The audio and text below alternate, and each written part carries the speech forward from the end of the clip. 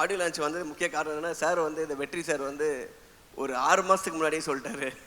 நீங்கள் வந்து என் சம்மந்தமாக எதுவும் வர வேண்டாம், பட் ஒரே ஒரு படம் இருக்குது, அந்த படத்தோட ஆடியோ லான்ச்சுக்கு போட்டு கண்டிப்பாக வரணும்னு சொல்லி.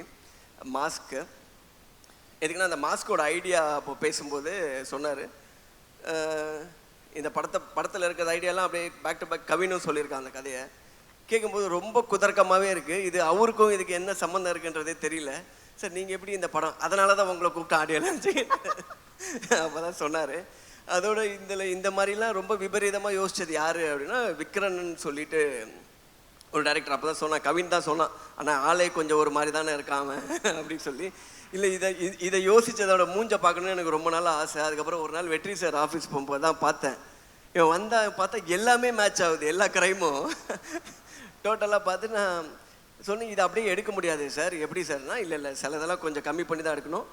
இவன் சொல்கிறதே இவ்வளோ இருக்கு, இவன் நிறைய சொன்னால் அதெல்லாம் கண்ட்ரோல் பண்ணி கொஞ்சம் கட் பண்ணி தான் எடுக்கணும் அப்படின்னா, விக்ரன் இந்த மாதிரி பயங்கரமாக யோசித்ததே ஒரு பெரிய விஷயம். அதை சொல்லி இவ்வளோ பெரிய டைரக்டரை ஏமாத்துறது அதோட பெரிய விஷயம்.